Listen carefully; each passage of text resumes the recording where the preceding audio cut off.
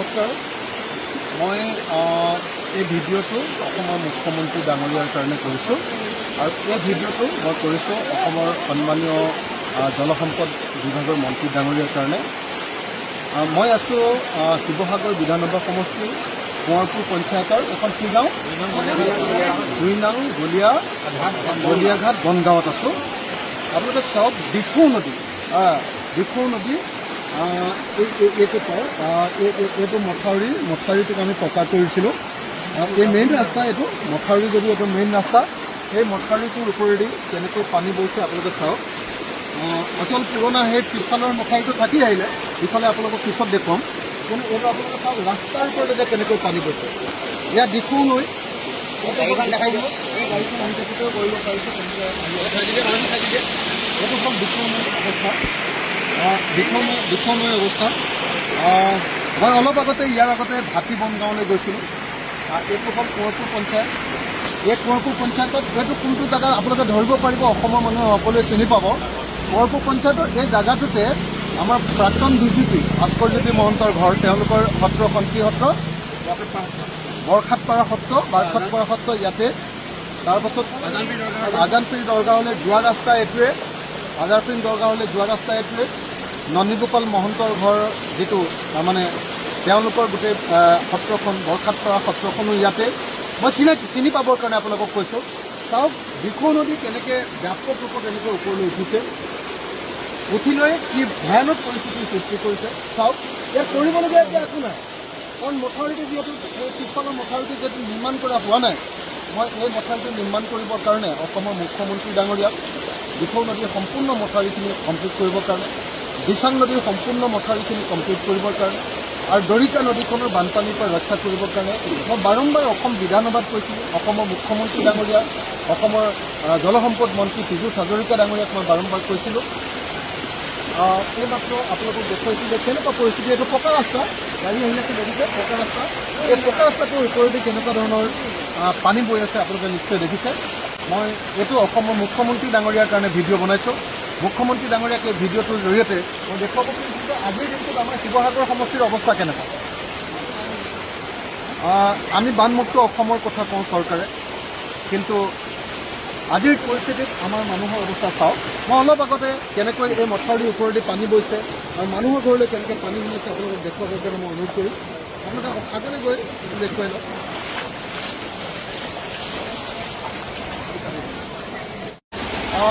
মই আকৌ ক'লোঁ, একেটাই কথা কৈ আছিলোঁ যে এয়া হ'ল দিখৌ নদীৰ তালৰূপ।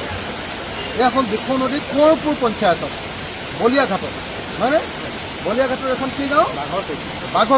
বাঘৰ চুকত এই পৰিস্থিতি কেনেকৈ মানুহৰ ঘৰলৈ পানী সোমাইছে আপোনালোকে নিজে চাওক। মই অসমৰ মুখ্যমন্ত্ৰী ডাঙৰীয়াক দেখুৱাবৰ কাৰণে এইটো ভিডিঅ' বনাইছোঁ।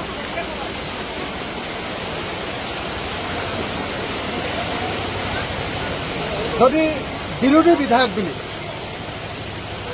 প্ৰয়োজনীয় কামখিনি নকৰে, দিখৌ, দিচাং আৰু দৰিকা, মূলতঃ এই তিনিখন নদীৰ পৰা যদি আমাৰ শিৱসাগৰ সমষ্টিটো আৰু ইফালে গাজী নদী আছে, গাজী নদীৰ পৰা আৰু ব্ৰহ্মপুত্ৰ নদীটো বাদেই দিছোঁ। সেইটোৰ কাৰণে আমি ৱৰ্ল্ড বেংকৰ এছিয়ান ডেভেলপমেণ্ট বেংকৰ এটা প্ৰজেক্টটো দি থৈছোঁ। তো যদি এই কামখিনি মিনিমাম কামখিনি কৰি নিদিওঁ, প্ৰথম কথা যে মথাউৰিখিনি সবলভাৱে নিৰ্মাণ কৰা, যিখিনি দুৰ্বল মথাউৰি এইবিলাক মথাউৰি আছিলে কিন্তু দুৰ্বল হৈ গ'ল, এইবিলাক সবলভাৱে ষ্ট্ৰেংথেন কৰা, শক্তিশালী কৰা। 2 নম্বৰ, যিখিনি ঠাইত মথাউৰি নাই সেইখিনি ঠাইত মথাউৰি নিৰ্মাণ কৰি দিয়া। এই দুটা কাম অন্ততঃ প্ৰাথমিক অৱস্থাত কৰিলেও আমি শিৱসাগৰৰ মানুহ অন্ততঃ 80% বাচি যাব পাৰোঁ। 80% মানুহ। আজি শিৱসাগৰ নগৰত পানী উঠিছে।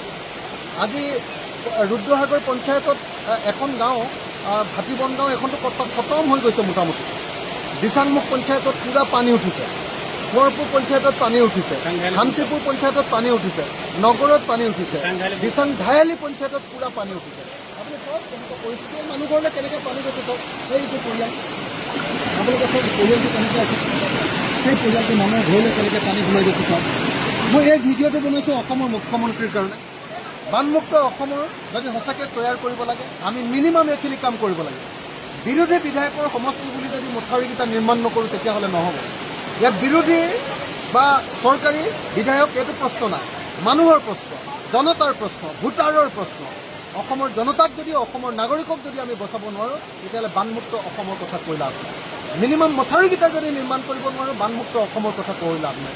য'ত মথাউৰি নাই, মথাউৰিখিনি যদি বনাব নোৱাৰোঁ, তেতিয়াহ'লে বানমুক্ত অসমৰ কথা কৈ লাভ নাই। দৰিকা নদীৰ কথা অসম বিধানসভাত মই 3বাৰ ক'লোঁ। IIT-য়ে ৰিচাৰ্চ কৰি আছে, তাৰ প্ৰতিবেদন এমাহৰ ভিতৰত প্ৰকাশ পাব। তাৰ পাছত যাতে দৰিকা নদীৰ পৰা সম্পূৰ্ণৰূপে অসমৰ শিৱসাগৰৰ মানুহক বচাবৰ কাৰণে ব্যৱস্থা কৰে, তাৰ কাৰণে অসমৰ মুখ্যমন্ত্ৰীক মই এই ভিডিঅ'ৰ জৰিয়তে অনুৰোধ জনাইছোঁ। সেইটো আপোনালোকে নিজে চাই লওক। আজিৰ দিনটোত, এই মুহূৰ্তত, আজি কেই তাৰিখ? আজি 2 জুলাই। আজি 2 জুলাই নহয় জানো? আজি 2 জুলাই 2024। আজিৰ এইটো শিৱসাগৰ সমষ্টিৰ কোঁৱৰপুৰ পঞ্চায়তৰ এই পৰিস্থিতিৰ মই অসমৰ মুখ্যমন্ত্ৰী ডাঙৰীয়াক এই কথাখিনি উপলব্ধি কৰি, অসমৰ জলসম্পদ মন্ত্ৰী ডাঙৰীয়াক এই কথাখিনি বুজি লৈ ব্যৱস্থা গ্ৰহণ কৰিবৰ কাৰণে আহ্বান জনাইছোঁ। আমাৰ সমষ্টিৰ ভাটি বনগাঁও, এই ভাটি বনগাঁওখন একেবাৰে দিখৌ নদীৰ একেবাৰে পাৰত, আৰু প্ৰতিবাৰে এইখনত বানপানী হয়। আমি ভাটি বনগাঁৱৰ ৰাইজক ইয়াৰ পৰা স্থানান্তৰিত কৰিবৰ কাৰণে ভূমিৰ ব্যৱস্থা কৰি আছোঁ, কিন্তু উপযুক্ত ভূমি তেখেতসকলে উপযুক্ত ভূমিৰূপে গ্ৰহণ নকৰাৰ কাৰণে এতিয়ালৈকে নিব পৰা নাই। মই অসম চৰকাৰক অনুৰোধ জনাইছোঁ, বিশেষকৈ জলসম্পদ বিভাগৰ মন্ত্ৰী ডাঙৰীয়া আৰু অসমৰ মুখ্যমন্ত্ৰী ডাঙৰীয়াক বিশেষভাৱে অনুৰোধ জনাইছোঁ যে চাওক, এইখন আমি নদীৰ মাজত আছোঁ। নদীৰ মাজত থকা এখন গাঁও বা ভাটি বনগাঁও, ভাটি বনগাঁৱৰ এই আমাৰ অনুসূচিত জাতিৰ লোকসকলক, অসমৰ খিলঞ্জীয়া ভূমিপুত্ৰ অনুসূচিত জাতিৰ লোকসকলক আমি অসম চৰকাৰে উদ্ধাৰ কৰিব লাগিব। আমি সকলোৱে মিলি এই গাঁওখনক বচাব লাগিব। গতিকে হয়, আমি এই নদীখনত পাৰত ডাঙৰ মথাউৰি মাৰি বোল্ডাৰ্ছ পাৰ দিয়াৰ ব্যৱস্থা কৰিব লাগিব, নহ'লে ৰাইজক ইয়াৰ পৰা স্থানান্তৰিত কৰাৰ ব্যৱস্থা কৰিব লাগিব। এইটো চৰকাৰে চিৰিয়াছলি গোটেই বিষয়টো ভাবিলেহে কিবা এটা সমস্যাৰ সমাধান হোৱাটো সম্ভৱ, নহ'লে সৰু সুৰা ঘটনাৰে এই কামটো কৰাটো সম্ভৱ নহয়।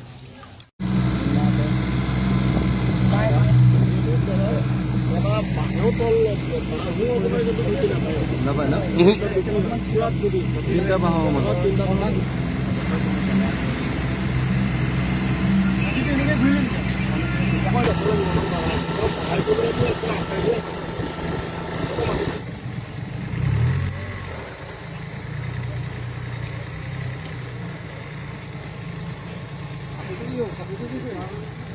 राखी दिले ना हेलमेट नहीं हम यहाँ से वीडियो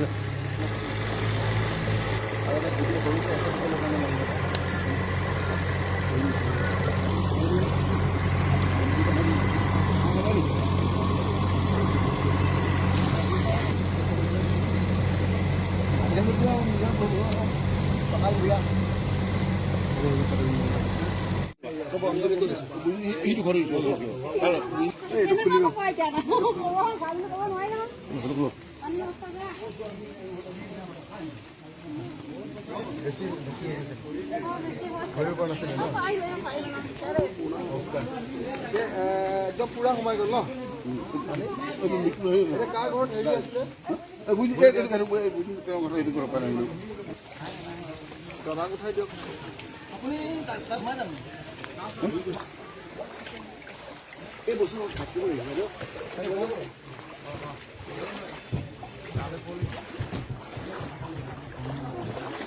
लाइन कर लेना, लाइन कर लेना।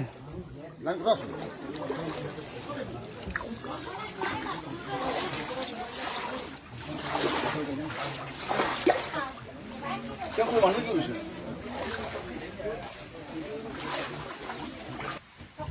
अपन बनाया था।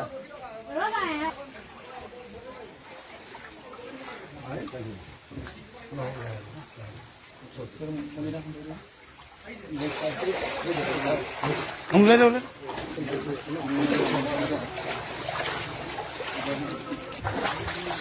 यहाँ ऊंचा नीचा मेरे को थोड़ा पकड़ करके हाथ पकड़ कर महिला को नहीं